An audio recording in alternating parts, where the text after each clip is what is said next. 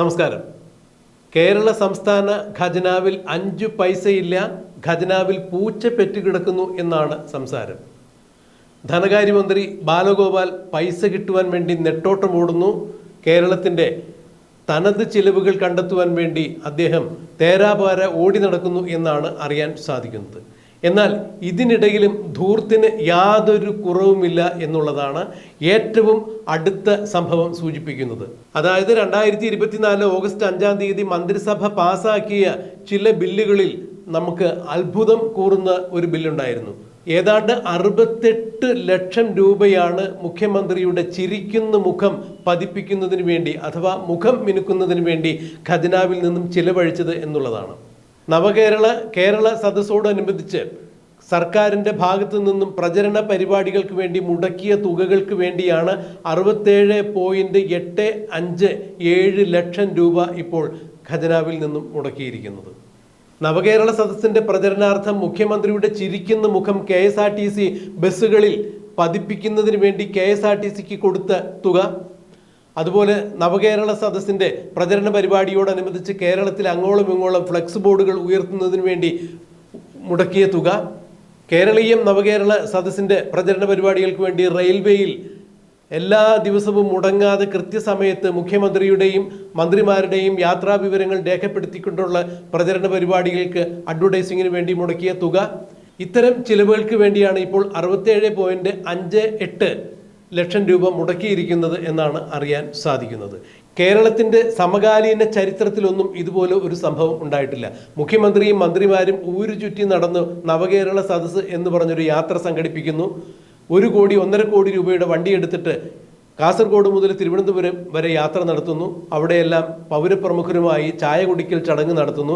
ഇതിൻ്റെ പ്രചരണ പരിപാടികൾ ജനങ്ങളിലേക്ക് എത്തുന്നതിന് വേണ്ടി വിവിധ മാധ്യമങ്ങളിൽ കൊടുത്ത പരസ്യങ്ങൾക്ക് വേണ്ടിയാണ് ഇപ്പോൾ ഇത്രയും വലിയ തുക, ഏതാണ്ട് 68 ലക്ഷം രൂപ സർക്കാർ ഖജനാവിൽ നിന്ന് മുടക്കിയിരിക്കുന്നത്.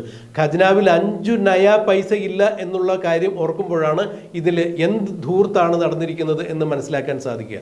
വയനാട്ടിൽ ഉരുൾപൊട്ടി ജനങ്ങൾ സർവസ്വവും നഷ്ടപ്പെട്ട് ദുരന്തമുഖത്ത് നിൽക്കുമ്പോൾ ദുരിതാശ്വാസ നിധി പിരിക്കുവാൻ വേണ്ടി മുഖ്യമന്ത്രി ഓടി നടക്കുന്നു. ചുരുങ്ങിയത് 1000 കോടി രൂപയെങ്കിലും കിട്ടിയാൽ വയനാട്ടിൽ കൃത്യമായ രീതിയിൽ ദുരിതാശ്വാസം നടപ്പാക്കാൻ സാധിക്കൂ എന്നാണ് മുഖ്യമന്ത്രി പറയുന്നത്.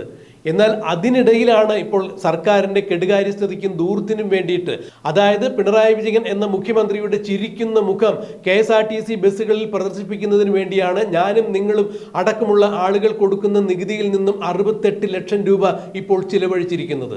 ഇതിനെ കെടുകാര്യസ്ഥത എന്നല്ലാതെ ധൂർത്ത് എന്നല്ലാതെ മറ്റെന്തു ഭാഷയിലാണ് വിശേഷിപ്പിക്കേണ്ടത് എന്ന് ബഹുമാനപ്പെട്ട പ്രേക്ഷകർ പറയുക. സർക്കാർ ഇക്കഴിഞ്ഞ 5-ാം തീയതി ഖജനാവിൽ നിന്നും തുക വിലയിരുത്തിക്കൊണ്ട് അനുവദിച്ച ഉത്തരവിൻ്റെ വിശദാംശങ്ങൾ ഇനി വായിക്കാം. അത് ബഹുമാനപ്പെട്ട പ്രേക്ഷകർ ശ്രദ്ധിച്ച് തന്നെ കേൾക്കണം.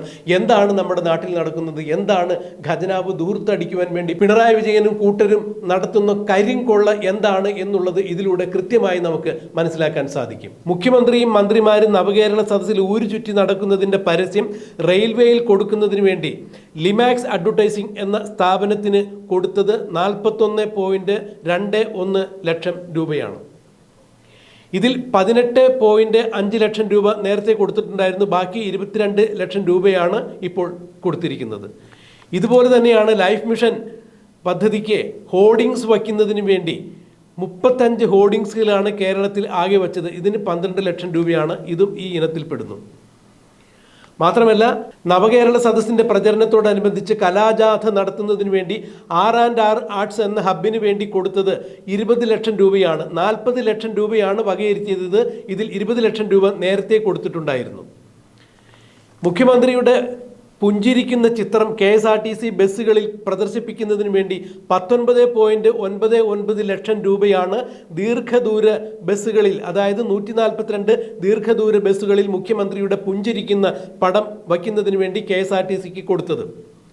16.99 ലക്ഷം രൂപയായിരുന്നു ഇതിനു വേണ്ടി അനുവദിച്ചിരുന്നത്. ഇതിൽ 11.99 ലക്ഷം രൂപ നേരത്തെ കൊടുത്തു. ഇപ്പോൾ 4.99 ലക്ഷം രൂപ വീണ്ടും കൊടുത്തിരിക്കുന്നു. ഇങ്ങനെയാണ് മുഖ്യമന്ത്രി നവകേരള സദസ്സിനും കേരള സദസ്സിനും ലൈഫ് മിഷൻ്റെ പ്രചരണ പദ്ധതികൾക്ക് വേണ്ടിയെല്ലാം പണം ഖജനാവിൽ നിന്നും എടുത്തു കൊടുത്തത്. സാധാരണക്കാരൻ ഇവിടെ അരി മേടിച്ച് കഞ്ഞി കുടിക്കാൻ നിവൃത്തിയില്ലാത്ത വിധത്തിൽ തേരാവാര നടക്കുന്ന അവസരത്തിലാണ് മുഖ്യമന്ത്രിയും കൂട്ടരും നവകേരള സദസ്സ് കേരളീയം എന്നൊക്കെ പറഞ്ഞ് നടത്തിയ ഈ ധൂർത്തിന്റെ മാമാകത്തിന് വേണ്ടി 5 നയാ പൈസ ഇല്ലാത്ത ഖജനാവിൽ നിന്നും വീണ്ടും പണം മുടക്കിയിരിക്കുന്നത്. ഇതിന് ധൂർത്ത് എന്നാണോ പറയേണ്ടത്, കെടുകാര്യസ്ഥത എന്നാണോ പറയേണ്ടത്, അഥവാ കരിങ്കൊള്ള എന്നാണോ വിശേഷിപ്പിക്കേണ്ടത്? ബഹുമാനപ്പെട്ട പ്രേക്ഷകർ തന്നെ തീരുമാനിക്കുക.